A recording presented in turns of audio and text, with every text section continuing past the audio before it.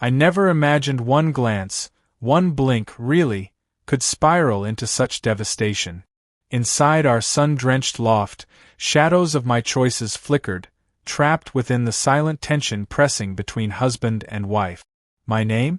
Call me Liana. Once adored, now unraveled. Daniel, my husband, had just returned from a 3-day business trip. His suit still smelled faintly of cedarwood and airports. His jawline was razor-sharp, unreadable. He placed his phone on the granite counter as if it were a gun, loaded with consequences. That day began innocently. Morning coffee, toast with honey, the usual mundane symphony of married life. I wore a silk robe, crimson, slipping off one shoulder. He didn't touch me. That should have been my first clue. Sit, he said, voice devoid of music. I obeyed without a word, perched like a trembling violin on the barstool, heart threatening to rupture through bone. He tapped the screen. The image was pixelated at first, then sharpened. My legs, my lips, my hands gripping another man's chest. A hotel room I swore no one would ever know. I choked on air, throat clenched. Daniel. He raised one palm. I stopped. This wasn't confrontation. This was judgment. 2 weeks prior, I'd met Armin at an art gallery downtown. A stranger with a crooked smile, paint-splattered fingers, and a gaze that lingered too long. He spoke like verses in forgotten languages. He smelled of turpentine, secrets, and unshaved defiance. We talked, we laughed, we brushed fingertips over abstract canvases until dusk melted into sin. I didn't mean for it to happen, but it did. Armin's kiss wasn't hesitant. It was possession, rough, necessary, alive. Unlike Daniel, who kissed as though practicing control, Armin bit, sucked, explored. I allowed it. I needed it. But I returned home each night. To Daniel. To shared dinners. To anniversaries marked with meaningless jewelry. He never suspected. Or so I thought. Daniel's silence hurt more than any accusation. He turned the phone face down, leaned forward, elbows on marble. How long? He asked softly. His tone broke me. Not rage, not fury, just exhaustion. Twice. Only twice. I swear, I replied. He laughed once, short, bitter. You're counting? Do numbers make betrayal smaller? No, but what? I still love you. He stood. His chair groaned backwards. I thought he would leave. Instead, he walked to the living room, retrieved a small black box from the drawer. The kind used for velvet surprises. My knees trembled. Was it forgiveness? Retribution? He returned, placed it on the counter, slid it toward me. Open it! My fingers fumbled with the lid. Inside, a key. Gold. Ornate. What is this? He didn't answer. Instead, Daniel pulled out a folded slip of paper from his jacket. Address. Coordinates. Date. Go there, he said. I stared. Now. Tonight. What happens if I don't? His eyes, those glacier eyes, met mine. Then we're done. I wanted to ask more. But I couldn't. Instead, I packed a bag. As dusk swallowed the skyline, I drove. Each mile whispered regret, lust, guilt. My mind replayed Armin's breath against my throat, and Daniel's hollow gaze. The address led to an estate far beyond city limit. Ivy-covered, iron-gated, stone-carved, elegant. A butler opened the door without words. He escorted me down a candlelit hallway. Silence stretched longer than hallways should. We stopped before a red door. He knocked. It creaked open. Inside, velvet drapes, low jazz humming from vintage speakers, one armchair facing a fireplace. And in it, Armin, wearing a silk shirt, smiling. You came, he whispered, rising slowly. I stumbled back. You knew? He nodded. Daniel and I spoke. What? He walked closer. Each step deliberate. He told me to wait. Wait for what? For you. For tonight. My pulse screamed. This wasn't a trap. This was a design. You were part of this? He placed one finger beneath my chin, lifting my eyes to his. I didn't plan to fall into your spell. But Daniel, he wanted to see something. Wanted to break something to build it better. I don't understand. He kissed me again. Familiar, but different now. No longer secret. No longer shameful. Behind us, the red door clicked shut. Locks engaged. We weren't alone. Hidden cameras blinked in corners. And through a concealed speaker, Daniel's voice returned. Go ahead, he said. Let me see everything. When Daniel's voice came through that speaker, smooth and deliberate, I felt my blood turn into a storm. The heat from the fireplace couldn't touch the cold blooming inside my chest. Armin's breath was still on my lips, but the kiss now tasted sour, poisoned by voyeurism and something more terrifying, intent. Let me see everything, Daniel had said. The words weren't spoken with jealousy. They were calm, calculated, coiled. I looked at Armin, whose hand now rested on my waist like it belonged there. He didn't seem shocked. He didn't ask questions. He didn't react. Did you know he'd be watching? He nodded. You're okay with this? He leaned closer, voice velvet. He gave us permission. I backed away. No. No. This isn't what I agreed to. Armin didn't move, didn't follow. His gaze didn't plead, it examined. Did you think you could betray someone and still control the consequences? He asked. My breath stuttered. I turned toward the door. Locked. No handle on this side. Daniel, I shouted toward the camera, this isn't a game. A pause. Then his voice again. No. It's not. It's the truth, Liana. Something you seem to hide well. I gripped the velvet curtain and yanked. It tore from the rod and fell soundlessly. Behind it, nothing but brick. Trap. What do you want? I asked, my voice thinner now. Daniel's voice replied, emotionless.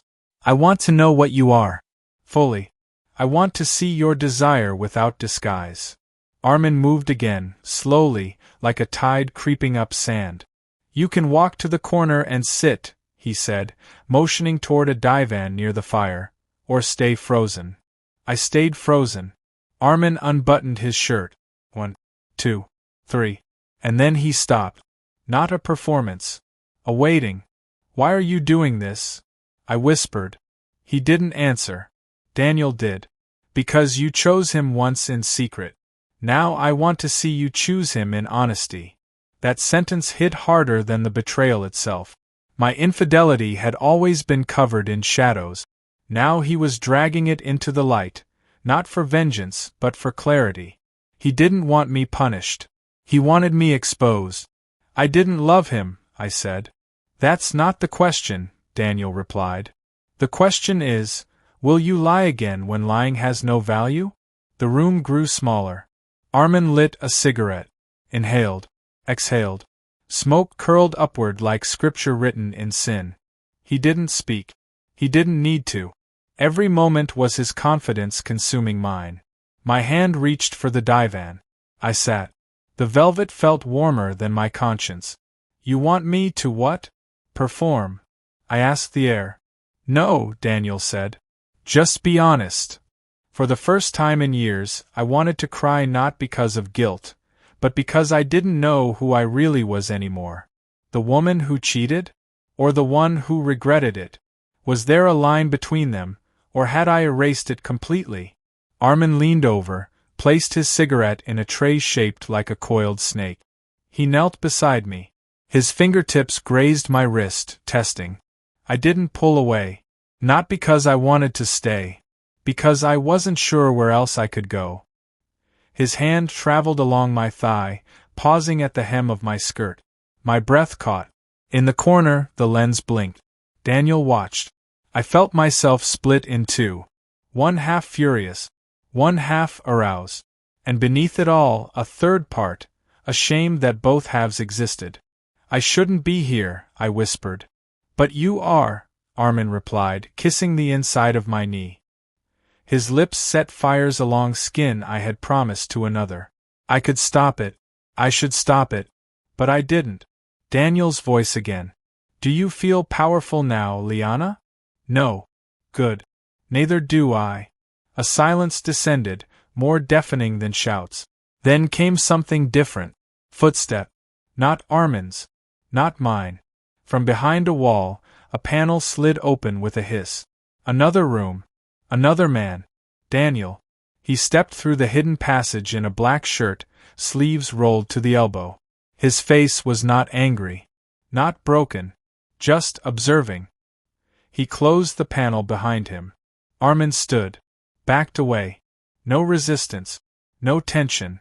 Just transition.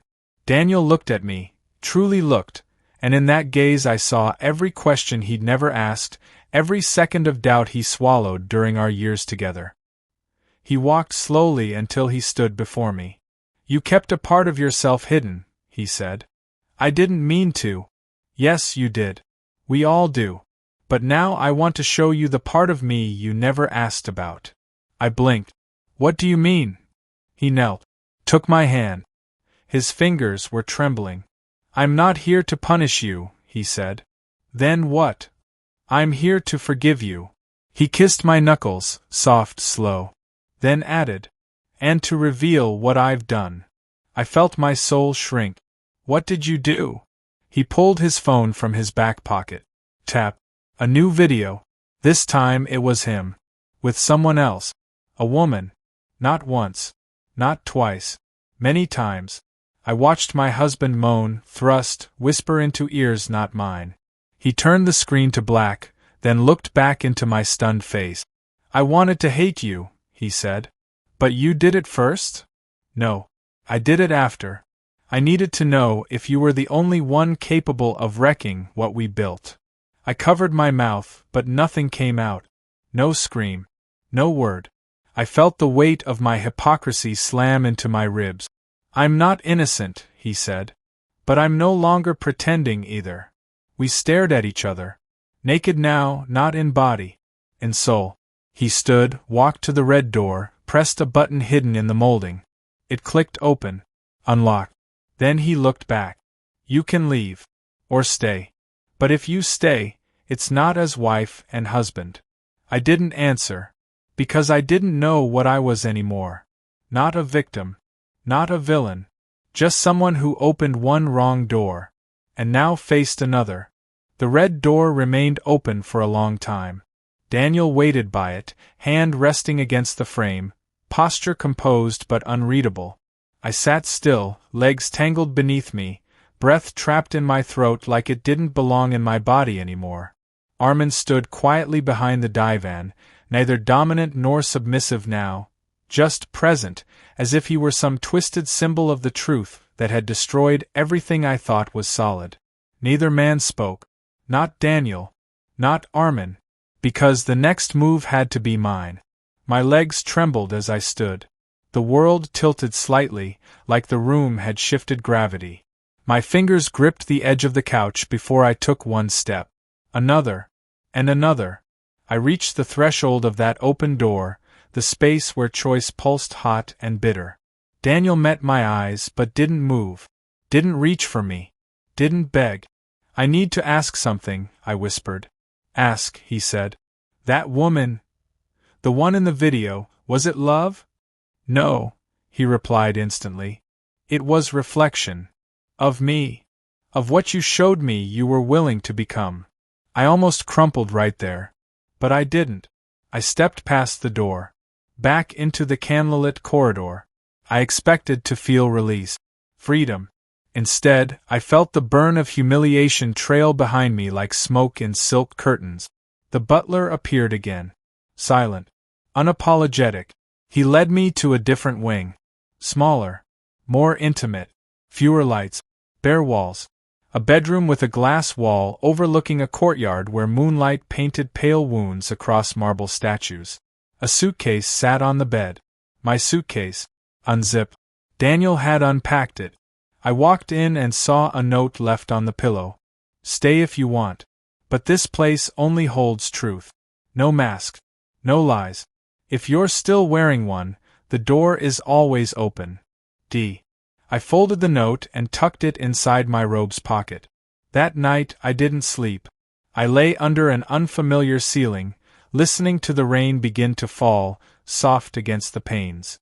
My mind cycled through images like a haunted gallery. Daniel kissing her neck, Armin painting my skin with fire, my own mouth, my own decisions, the hotel room, the first lie, the smile I wore when I came home after cheating. I had become the kind of woman I used to pity. Or maybe I'd always been her, just buried under etiquette and anniversary dinners. Morning came slow and colorless. When I stepped outside, the courtyard smelled like lavender and damp stone. Daniel sat at a table near the far fountain, sipping dark coffee from a porcelain cup. He looked tired, but somehow lighter. "Good morning," he said without glancing at me. I didn't reply. I just sat. He poured another cup, slid it across. We drank in silence. Finally, he placed his hands flat on the marble table and spoke. "I've thought about this for a long time." I stayed quiet. I wondered if I'd hate you. If I'd want to scream, or ruin you. But I don't. That shocked me more than any shout could have. He continued. "You were broken before Armin. You smiled like you were trying to survive your own happiness. And I didn't ask why. That's on me." I swallowed hard. "And you? The other woman?" He shook his head. "She meant nothing. Just a way to scratch an itch I couldn't name. I think we both fell asleep in a marriage that stopped breathing years ago." I wanted to argue. I didn't. Instead, I asked the question I had buried since last night. "So what now?" Daniel smiled faintly, no teeth, just that small tug of the lip that meant he'd already made his decision. "We rewrite the rules," he said. "If we stay married, it's not out of guilt. Not because of vows. We choose each other again, or we walk away." I blinked. "Choose again." He nodded. 1 month. No expectations. We live in this house, we speak our truth. You want Armin? See him. I'll see whoever I choose. But we tell each other everything. I stared. That sounds like chaos. No. That sounds like honesty. I thought of the prison I'd built from my silence. I thought of the thrill Armin gave me. I thought of the look in Daniel's eyes as he watched me betray him, calm, detached, almost fascinated. "What happens after the month?" I asked. "Then we decide. Divorce. Or devotion." I laughed bitterly. "Is that supposed to be romantic?" "No," he said. "It's supposed to be real." The next days unfolded like a fever dream. The estate was large enough to avoid each other, yet intimate enough to never forget the other's presence. Daniel read on the terrace. I painted for the first time in years. Armin visited again. Daniel watched us. From a distance. Once, he walked in as Armin pinned me against a canvas-splattered wall and whispered something filthy into my ear. Daniel didn't flinch. He only said, "Don't hide it next time." I hated him. I admired him. I wanted to break apart, rebuild myself from ash, and offer him the new pieces. By the 3rd week, I started asking Daniel questions again. Real ones. "What was she like?" I asked one night, wineglass in hand. "Loud," he replied. "Needy. Uncomplicated. The opposite of you." Did that feel good? No. It felt fake. By the 4th week, we sat beside each other on the piano bench, fingers brushing. By the 5th, I kissed him. Not with regret. Not with apology. But with curiosity. I wanted to know what he tasted like after betrayal, after honesty, after ruin. He kissed back like he'd never known me before. It ended, not with forgiveness, but with understanding. The kind that doesn't need words or guarantees. The kind that grows in scorched soil after every lie has been burned down. Daniel and I were not who we used to be. That was clear by the final week in the house, when silence no longer meant avoidance, but space. We no longer tiptoed. We no longer pretended. On the last night of the month, precisely 4 weeks since he showed me the video that split our past in two, we sat at the edge of the estate's garden. The stars above were sharp and cruel in their clarity. "I thought I'd hate you forever," he said. "I thought I'd never stop lying," I admitted. Neither of us flinched.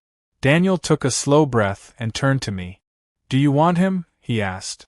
I shook my head. No. Armin gave me something wild. Something I craved when I was empty. But that's all it was, an echo. Daniel looked down at the wineglass in his hand. His thumb circled the rim. And what am I to you now? He asked. A mirror, I said. One I smashed.